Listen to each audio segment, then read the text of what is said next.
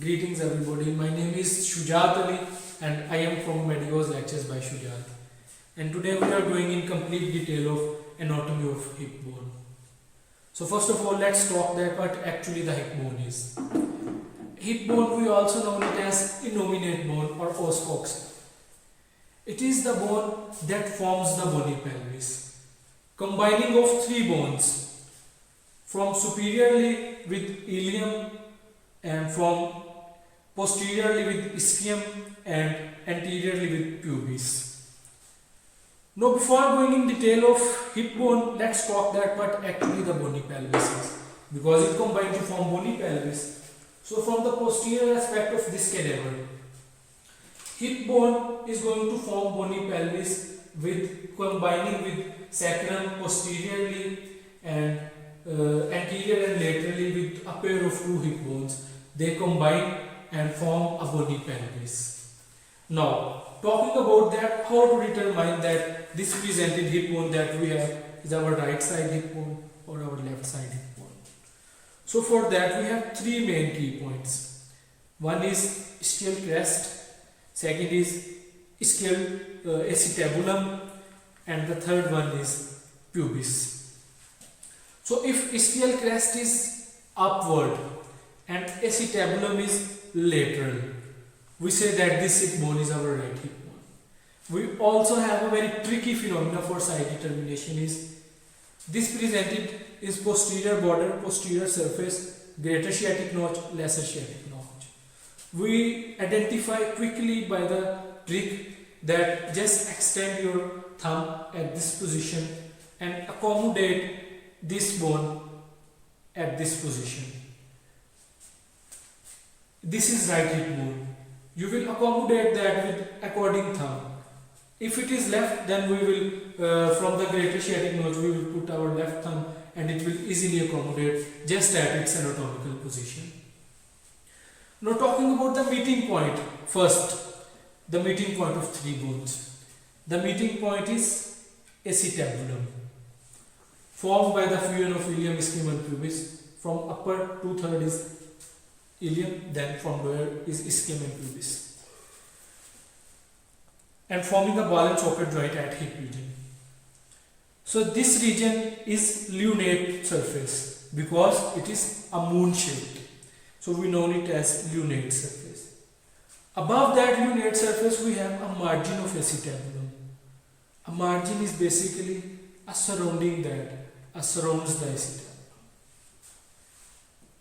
We also have a acetabulum labrum, but never confuse the margin with acetabulum labrum. Acetabulum labrum is basically going to surround the margin of acetabulum, and acetabulum labrum is fibrocartilaginous in nature. And just behind to that of margin there is a notch, we know it as acetabulum notch, acetabular notch. Now going in detail of this large bone, the most large bone is ilium bone, divided in two parts, wing and body. Before wing and body it is present superiorly. Now discussing that ilium bone from the lateral perspective, this has three borders. This border is posterior border where greater sciatic and lesser sciatic notch is present. This border is anterior border. Here anterior superior iliac spine and anterior inferior iliac spine is present. And then this arcuate containing line is medial border of ilium. Now talking about first the arcuate line. Arcuate line is present on the medial surface and it just separates the wing with the body. Now this region on the hip bone on ilium side, we know this as iliac tuberosity. It basically gives attachment to sacroiliac ligament and it just runs inferior to the iliac crest and posterior to the iliac fossa. This is iliac fossa, iliac tuberosity, this is aurical surface of that of ilium. This aurical surface is basically a ear-shaped surface in ilium and it is going to articulate with the corresponding ear surface of coccyx and sacrum. Just at this position, aurical surface is going to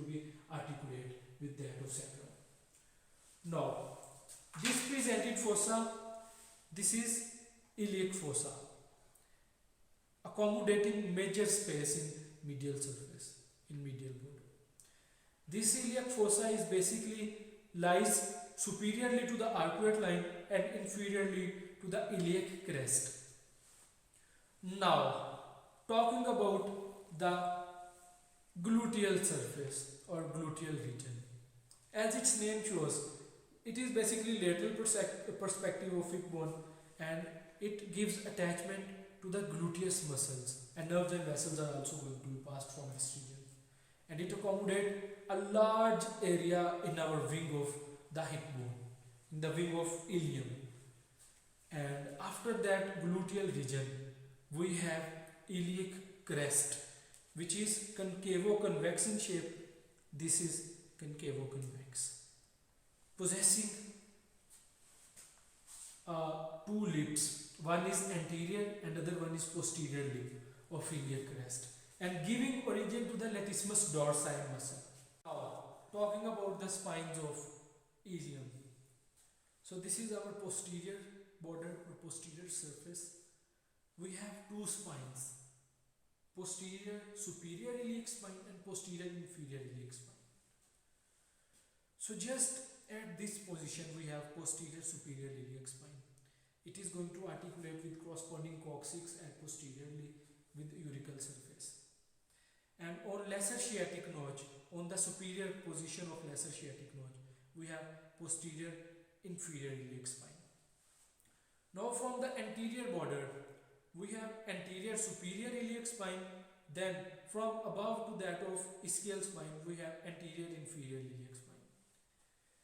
Anterior superior iliac spine is basically gives attachment to the sartorius muscle, and anterior superior, which is above to that of ischial spine, it gives attachment to the rectus femoris muscle. Now talking about this bone, pubis, it is present most anteriorly among the hip bones, having three parts in which body, superior ramus and inferior ramus. Body is basically medial and wide and rounded, superior ramus and inferior ramus, and it possesses three borders just like that of ilium: anterior, posterior and lateral. This presented surface is known as symphysial surface. Why symphysial? Because it forms a primary cartilaginous joint just at this position among the hip bone, and we know it as pubic symphysis. Now, the area which is anteromedial, just anteromedial, this is a depression. We know this depression as pubic tubercle, and it gives attachment to the inguinal ligament. Now talking about this obturator crest, it gives attachment to the pubofemoral ligament, and just inferior to that, this is a foramen which is going to be formed. We know this foramen as obturator foramen. Talking about the third bone, the stout bone, which is ischium, present inferiorly among the hip bones and having two parts, body and rami, possessing a major key points which we know as ischial spine between superior greater sciatic notch and lesser sciatic notch. There is a spine which we know as ischial spine.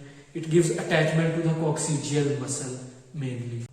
Now, this is greater sciatic notch, which after attachment with sacrospinous ligament and piriformis ligament becomes greater sciatic foramina.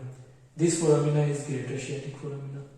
This is lesser sciatic notch, which after attachment of obturatus muscle becomes lesser sciatic foramina, and this foramina will give passing to the pudendal nerve and vessels. In the same way, we have an obturator crest in it. When we are in our sitting position, we just sit on obturator crest. We also know it as it is a sitting bone. Now, talking about the clinical correlates. So, clinical correlates are hip replacement surgery, in which there is a surgical method to replace the hip bone by the prosthesis. It is just to relieve the pain that we have in our prosthesis, to feel or to reduce that pain, and it may take a while, 2 months to the patient depending upon the age, to completely recover from that pain. And it is our basic lecture on anatomy of hip bone. Hope you all understand it well. Don't forget to subscribe to Medico's Lectures by Shujat. Thank you so much.